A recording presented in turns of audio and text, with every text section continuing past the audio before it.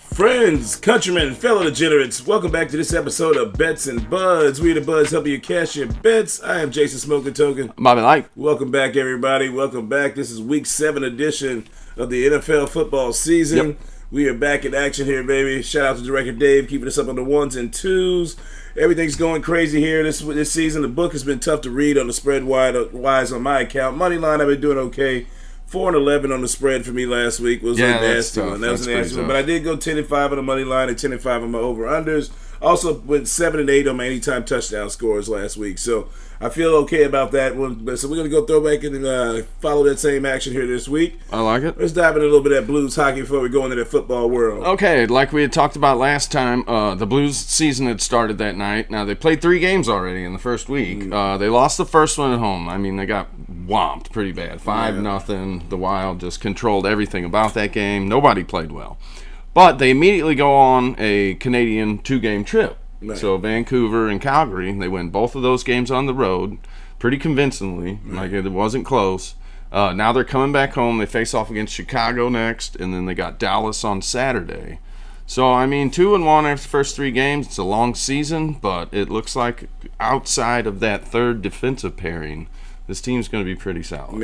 Yeah, they look solid. But for what I've watched, I've only seen clips because, I've been immersed in the world of football here. So. Hofer's going to start tonight, so they've split the starts 2 apiece so far, and that's what they're talking about going forward the rest of the season, or at least until towards the back end of the season, because Bennington will actually be participating in the Olympics. So they got to save his body big time. Yep. All right, so let's go ahead and cover the college football slate before we dive into this Week 7 NFL action. So the first game up that we got is USC at number 20 in the country versus Notre Dame at 13. So Notre Dame at 13, and we talked about this earlier. The reason why even as a 4-2 team, they lost to Miami by 3 points. They're ranked number 3 in the country, and then they lost to number 3 or actually 2. I think they're 2, and Indiana's 3. So Miami actually might be number 2 in the country right now. And then they also lost to Texas A&M, who's ranked, I believe, 5th in the country right now. They're high. They're 5th in the country right now. So they lost to Texas A&M by 1 point in the last second touchdown and 2-point conversion. So right now Notre Dame's sitting pretty. If they beat USC, they win the rest of the way out. It looks good for them making the college playoffs. They'll definitely make the playoffs. Yeah, they should definitely make the college playoffs. Then you got Mizzou going against Auburn. Mizzou's still ranked 16 after the tough loss against Alabama. They are. Tough loss. Alabama comes in. I mean, you lose by 3 points, but Alabama pretty much controlled. Yeah, I mean, it was a lot. It was a lot. Wasn't as close as that 3 points. No, it was a lot of mistakes. Mizzou self-inflicted mistakes too. I mean, you can't do that against Alabama. I don't care if they're down or not. Right, exactly. All right, then next up we have LSU versus Vandy. LSU is ranked 10th in the country, and Vandy was ranked 17th. I think they had a bye last week, and so they after that Alabama loss that they had. So LSU, Vandy, that should be a good matchup down there in Nashville. Yeah, I mean, Vandy probably needs to pick this game up, especially at home against LSU, if Vandy wants to be in the conversation at all. Yeah, they definitely got to pick this game up for sure. The next up, we got Ole Miss at Georgia. Ole Miss is number 5, and they're undefeated right now. Yep. And Georgia has the 1 loss right now on their slate, so they're 5-9 matchup. That's where College Game Day is going to be. That needs to be the big matchup. Yeah, that's going to be a hell of a game right there. Yep, the Tennessee at Alabama. Tennessee's number 11 in the country. Alabama number 6. So we're going to see where Tennessee falls if they can pull one off against Alabama, because Alabama's looking like they're trying to make their way back to being Alabama again. All right, then the last matchup they have on the slate is the Holy War. We got Utah at BYU. So BYU is actually undefeated right now. Yep. Utah is 5-1. So I mean, anybody can win this game. I mean that type of matchup. The game's in BYU. So let's see what happens to all those fighting Mormons out there. Fighting Mormons. Those fighting Mormons. All right, so that's the college slate that we have covered here. Again, like you guys know, if you follow the show, I don't bet on college kids. So as far as I don't really prognosticate on what's going to happen there. It's a little bit too unpredictable in college football with all the moving parts and everything like that. All right, so we're going to dive into this Week 7 NFL action. So we got the Thursday night game. We got a division rivalry with the Pittsburgh Steelers at the Cincinnati Bengals. Yeah, this is the crazy stat I seen this week. 4-1 Pittsburgh. The rest of the division 4-14. Right, exactly. It's rough. Nobody expected Baltimore to be where they were. Joe Burrow went down with the injury. Then you had the odd move of Joe Flacco getting traded in the division from the Browns to the Bengals. So I know Mike Tomlin made some comments about that he wasn't too happy about that move, that you got a team that was pretty much dead to rights, needed a quarterback, and you trade within the division. But I still think they're pretty much dead to rights. Yeah, I mean, but you still gave a little bit more life to that offense with you that had is true. Joe Flacco throwing because they're playing them this week. So. I mean, you look at Jamar Chase. Jamar Chase was 10-12 last week from targets to receptions. So I mean, that's going to be interesting concept on why if to ask why the Browns made that move. I mean, ultimately, that offensive line for Cincinnati is still not very good. No, the offensive line isn't good. Defense is still pretty terrible. With that being said, though, I think the Bengals are going to cover the 5.5 points. Covering? Yeah, I just like with it being a short week, division rivalry there. I can see them putting up some points and making the game a little bit closer than what they might be, because it's not like Pittsburgh really lights up the scoreboard. No, they don't. They play good defense, and they kind of keep the game close. But Aaron Rodgers has been making big plays to keep win the games for them. But so I do think the Steelers are going to win that game on the road, and I like the under at 44.5. Okay. Like the under. I got 44.5 as well. I like the over in that one. To win this game at all, since he's going to have to get into a shootout. That's the funny thing. Yeah. So give me over 44.5. I like Pittsburgh to cover and to win the game. Obviously. Okay, and then give me Kenneth Gainwell as your anytime touchdown scorer for this week. Kenneth Gainwell. All right, next up we got the Rams and the Jaguars. That's a big matchup this week. Rams got off the losing snide this past week. Yep. And then the Jaguars, they lost their game. They lost at home, too. They lost at home. Tough game after getting a big victory the week before against Kansas City. The Rams are 3-point favorites on the road. I like the Rams to cover this and also to get the victory. And give me the over at 44.5. All right. I like the over because I have 44.5 as well. But I'll take the 3 points in Jacksonville. I think it's going to be like a field goal game. Yeah, you think so? You better come down to it? Yeah. All right. And then I like Devontae Adams as anytime touchdown scorer for this one here. All right, in this game here, we have a revenge game with Carson Wentz playing in his hometown in Minnesota. Got the Eagles at the Vikings. Who do you like in this one, Bobby? I think, the Eagles are just showing me nothing right now. It's that Super Bowl hangover or internal locker room stuff. I don't know what's going on with that offense. I like Minnesota to win this one at home. Give me the over 43.5, and I'll take the 1.5 points, obviously. All right, so I got 43.5 too as well. I like the under at 43.5, but I actually like the Eagles to win this game. I think Carson Wentz is going to get a little bit too happy feet, try a little bit too hard as far as trying to win this game. They got the big boys still up front for the Eagles, so I think they're going to be able to put one on Carson Wentz a little bit. So I think the Eagles are going to get a bounce-back victory after losing last week. 1.5 point favorites on the road, and obviously going to win the game. And they give me Justin Jefferson as my anytime touchdown scorer for this week. I'll take that one, too. Yeah, give me that one. All right, next up, we got the Raiders at the Chiefs, another division game here this week. So it's going to be a tough slate this week. This one is the largest spread this week. It's 11.5. Yep, 11.5. The Raiders, even though they did win last week against a putrid Tennessee team. Who fired their coach. Who did fire their coach. I like Kansas City to cover this. Give me the over 45.5. And Kansas City win this one. See, the Raiders always play them tough, especially when people don't expect them to. They do. So I actually like the Raiders to cover this game. I think the Chiefs are going to pull this one out. And then I like the over at 45.5. You say you like the over? I like the over. Yeah, I like the over at 45.5. And give me Rashee Rice on his return into the season here as anytime touchdown. Right. Yeah, I think Rashee Rice is going to find his way in the end zone.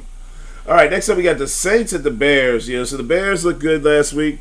Winning on this week, winning on Monday night against Washington. Yeah, big win against Washington on Monday night with a late field goal at the end of the game. There was a rough turnover because the weather conditions were bad. So a fumble in the exchange between Jaden Daniels and Crosby. Yeah, I mean that pretty much cost them the game. Right? Yeah, I mean that was pretty much the game there, because if they don't get that fumble, they probably hold on the ball and win. But that's the way the ball bounces in the NFL. And it was raining too. Yeah, it was raining like crazy. So I think the Saints are going to cover this game, though. I think it's 5.5 points. I like them to cover. I have 4.5, but I like the cover as well. Yeah, I think the Bears are going to still pull out the victory just because the lowly Saints there. I mean, Spencer Rattler got his first victory of his NFL career. I don't see it happening again in here in Chicago. And I like the under at 46.5. Yep, we're in agreement on this one. All right, and give me Rome Odunze as to find that end zone there. He should have found it last week, but he had an illegal formation call that brought his touchdown back. So I like Rome Odunze to cover that one. Look at Luther Burden actually getting more. Got the most reps he's gotten all season. Ran the most routes he has in the game so far all season. Yeah, they're slowly trying. I mean, they got Colton. They're working him into that. Especially with Colston, also with Colston Loveland too. I mean, they also got him and DJ Moore being held in the hospital overnight for that groin injury Monday night. So look for Luther Burden. That bodes well for Luther Burden. All right, so the next up we got the Dolphins at the Browns. We got the lowly Dolphins and the lowly Browns. This is probably your game of the week. It is. Who do you like in this one, Bobby? I like the Browns in this one, actually. Miami is just so dysfunctional right now. Yeah, they are. That I think Cleveland can hold serve at home. So give me the Browns, the under, and they'll cover that 2.5 points. I like the under. I definitely like the under. Yeah, I like the under. But I actually like Miami to go in and get this victory. Oh, you like Miami to get the victory? victory? I think there's going to be a rally with you got I think if it's not, we might see Mike McDaniel. They got to fire. I think Mike McDaniel might get fired here at this point. I mean, you got Tua coming out making the statements he did about the leadership and meetings and everything. I mean, so there's a lot of He's the leader. That's the thing. And that's the problem. I mean, honestly, I think everybody liked Mike McDaniel when he started. He's like the nerdy little genius and everything like that. But you got to be a leader, a man in the NFL, and I think he just has a hard time holding people accountable, especially in a place like Miami where there's so many distractions and so many different things to do where it's easy for a team to check out really quickly. So I think the Dolphins are in do or die mode this week here. So I like the Dolphins as 3-point dogs to go into Cleveland and get a victory because it's still the Browns. And again, like I said, I like the under that 39.5. And then give me Quinshon Judkins as your anytime touchdown scorer for this week. He has looked amazing so far. Yeah, he definitely looked like he was worth the pick for sure. Yeah, and they really didn't. They really didn't utilize him the way they should have because that game didn't really get out of hand until the fourth quarter last week. But they just kind of went away from the run. Yeah, they were in that game. Yeah, I think they just went away from the run, especially with a rookie quarterback. I mean, you got to get him help with that running game. You just can't have him flinging it all over. Yes, the field. Exactly. All right, next up you got the Packers at the Jets. Panthers at the Jets. Panthers at the Jets here. So the Jets are still looking for their first victory under Aaron Glenn. They are.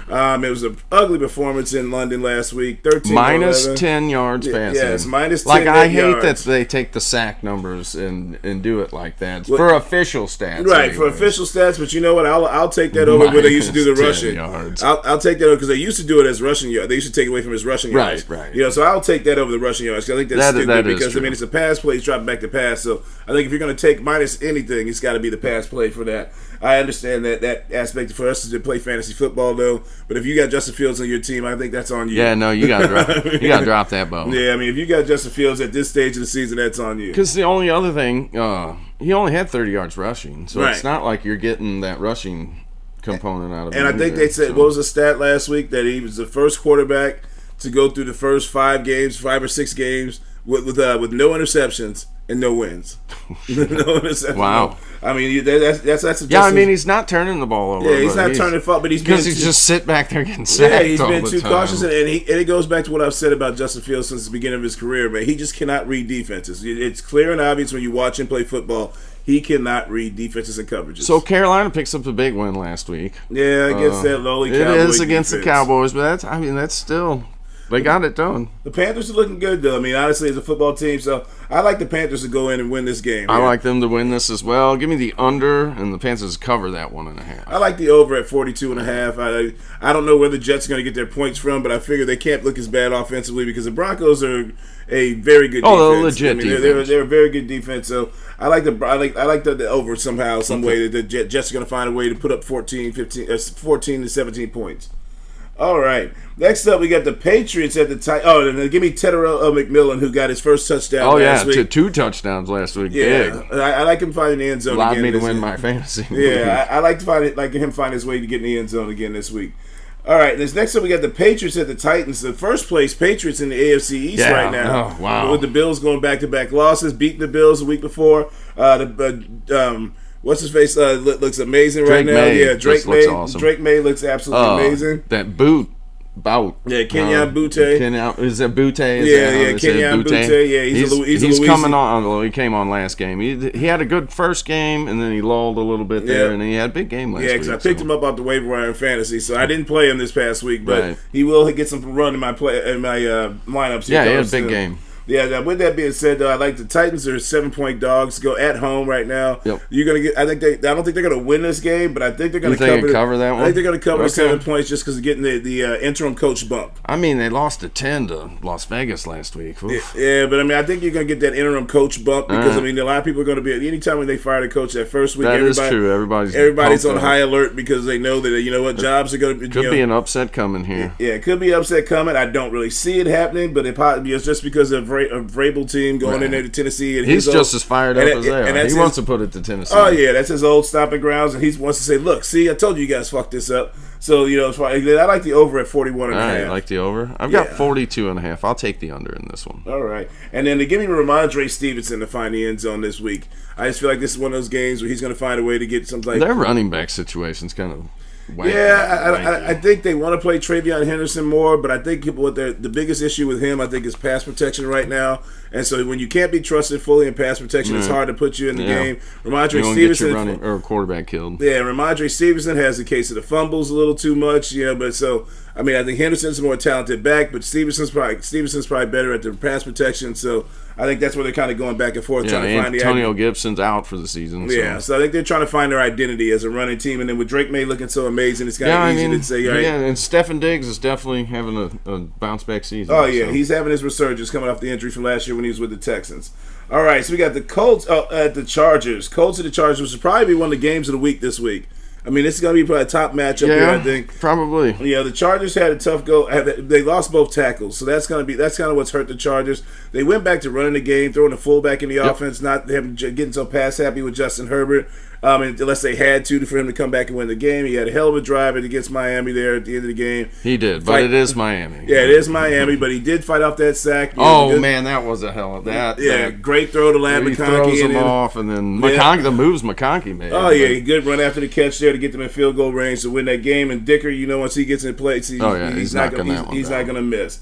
So with that, though, I like the way the Colts have been playing football right now, and I think the Chargers are just a little bit undermanned with all the running backs they have hurt, down on the tackles. So I like the Chargers being 1.5-point dogs going out there to Los Angeles and actually picking up the victory, covering that spread. And I like the over at 48.5. Right, the under. I like the under. You like the under? Yeah, I like the under at 48.5. I just feel like that might be a little bit too many points, just because I think both defenses are solid enough and I think the Chargers are going to be running the ball. You're going to have, and I think they can't get too happy with Daniel Jones trying to pass the ball, because they do got some guys like Derwin James that can make big plays out there, that can get turnovers. They should definitely pound it with Taylor. Hit Loveland. Yeah, and Tyler Warren. Yeah, Warren. I'm sorry, Warren. Yeah. So I can see that being a little bit more of a concern. So that's why I like the under on this. Okay. One. All right, and then give me Michael Pittman as my anytime touchdown scorer for this game. Yeah, he hasn't been hurt much this year. Yeah, he has. Yeah, I think he has one touchdown on the season so far, maybe two. But I know last week he wasn't involved in the offense quite as much.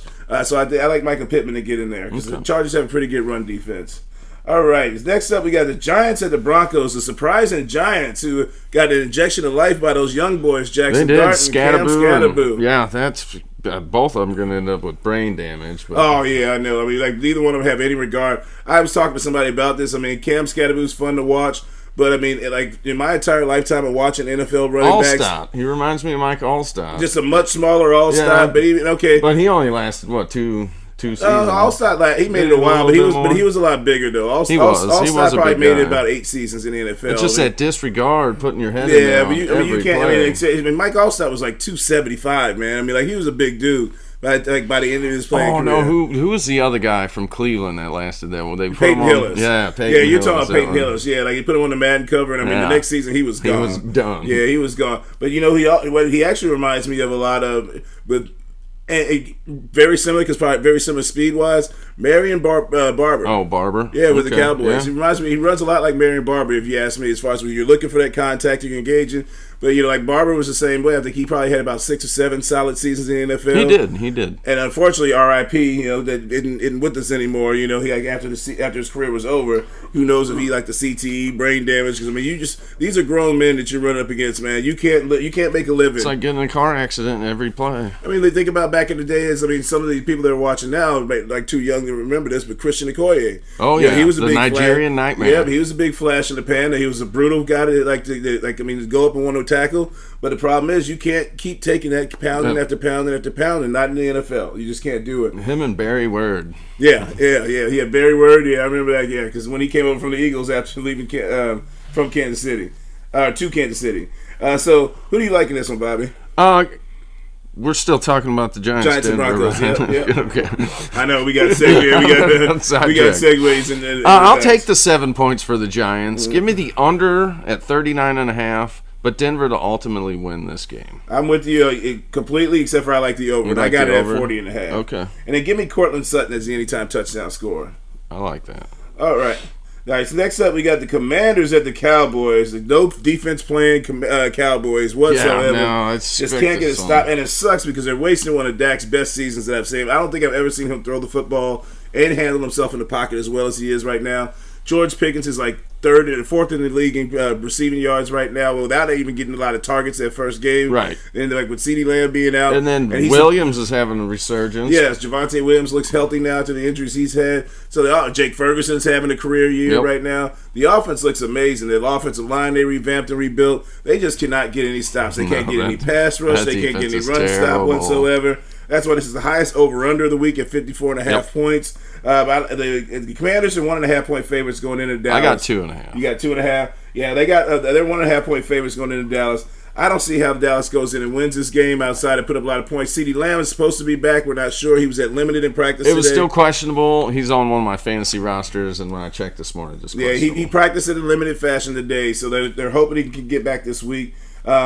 So, like I said, I don't have any faith the Cowboys can win this Washington game. wins this. Especially with Washington losing a tough game last week against the Bears. Yep. So, like I said, I like the Commanders to cover their 1.5. And then, like I said, I like the over. You like the over? I'll take the under because these division games sometimes can get a little wonky. Yeah, it's a lot of points, but I just don't see how they don't stop. In order for the Cowboys to win, they're going to have to score 35 points. They're going to have to, and I think just without, the way this defense is played, do you have any confidence in them stopping them? No. I think the Cowboys are going to score 30-plus points. So, in my opinion, that's why I like the over. And to give me Jaden Daniels as my anytime touchdown scorer in this game. All right, next up we got the Packers at the Cardinals. Cardinals with a good performance from Jacoby Brissett last week. Brissett looked good. He looked good. He gave Colts everything they could handle right there last week. So, it was a tough game. Packers have done. Yeah, they've looked okay. Nothing too exciting. No. At all. But who do you like in this one, Bobby? I like the Packers to win this one. They can travel down to Arizona and beat Arizona. Give me the over 44.5. But I like the Arizona to cover on this one. I like Arizona because I've got 6.5 points. I do too. And Green Bay's been playing a lot of close games. Yeah, they've been playing a lot of close games, and they're up and down in their defense as far as they haven't looked as dominant as everybody thought they were going to be. But I like the under at 44.5. Okay.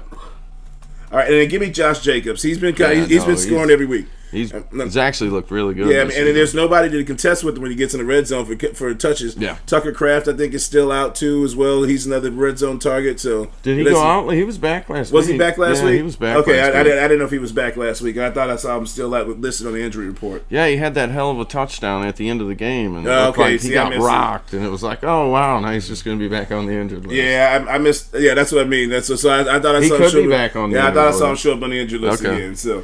All right, so next up we got the Falcons at the 49ers. The Falcons who looked amazing against the Buffalo Bills on Monday night. Absolutely. Defense looked dominant. Their offense looked amazing. Bijan Robinson looks like the best player in football. Thank God they're being my number one draft pick in fantasy league. The 49ers held their own against Tampa Bay. That was my upset pick of the week last week. It didn't pan out. Until Baker threw off that would-be tackle. Yeah. And then threw that dime to Johnson. I don't even know the kid's name. Tez Johnson.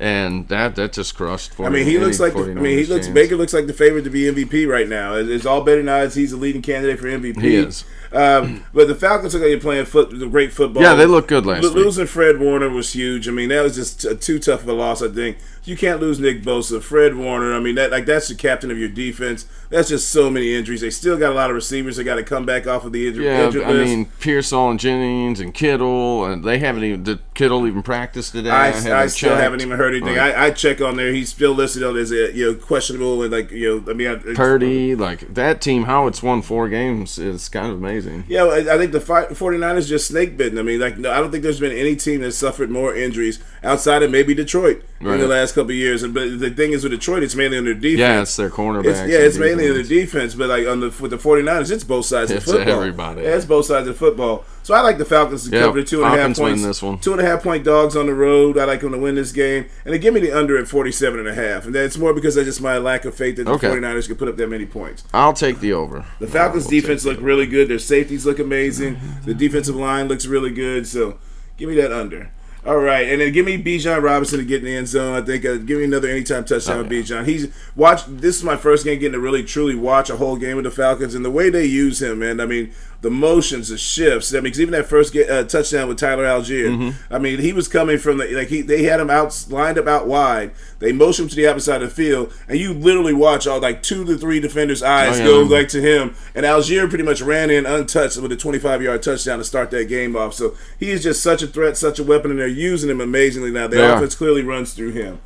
All right, so next up we got a doubleheader again on Monday Night Football. God, I hate this. You know what? I don't mind it too bad because is this the last week they're doing this? I think there's maybe 2 more weeks that they're doing it. I don't mind it too bad when they have it like a 6:30 start and then a 7:15 start because by the time but this one's like a 6:30. Yeah, and a 9. I hate when they do that shit. I don't understand that. I hate when they do that because at least when they do the 9 o'clock, I mean, at least when they do the 7:15 start, it's staggered to the point where by the time the first game gets to halftime, then you can shift over and watch the second game, and then kind of decide depending on the games which game you want to go, or even just flipping back and forth.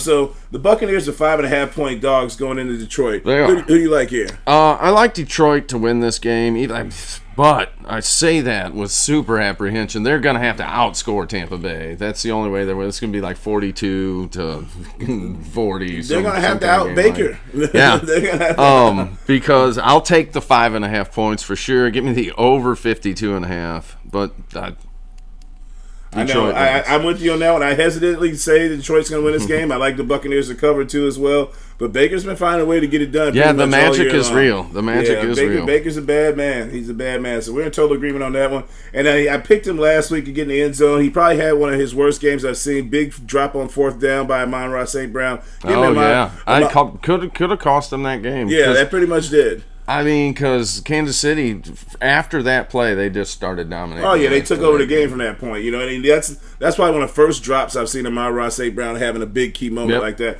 So I like him having a big game here to find his way in the end zone. All right, next up we got the Texans at the Seahawks. Texans who got a couple big wins the last couple weeks there to kind of get themselves back and right in their ship because they're chasing Indianapolis right now 5-1, and then the Jaguars at 4-2. So they got some work to do as far as getting back into this division. So for me, I mean, Seattle's humming though. Seattle's looking good. I mean, pass offense. Anyway. But besides the Cardinals, everybody in the NFC West is 4-2 right now. So I mean, that whole division looks solid. It looks very good. I like the Texans to go because I got 3.5 on this one. I got 3. So with that hook on that 3.5, I like the Texans to go in and cover that at Seattle. I think Seattle's still going to win. Sam Darnold's been playing amazing as well. He looks like he's turned his career around in the right way. That it's not just solely in the Kevin O'Connell offense. Their team completely as a whole looks pretty solid, and I like the over at 40.5. Yep. I like that as well. Yeah, no, that defense, as far as fantasy-wise goes, I think it's number 3 or 5. Yeah, I actually ended up picking him up because they were still in the waiver wire because I had somebody else on defense. It was not looking good. Yeah, Seattle's been very solid this year. Yes, absolutely.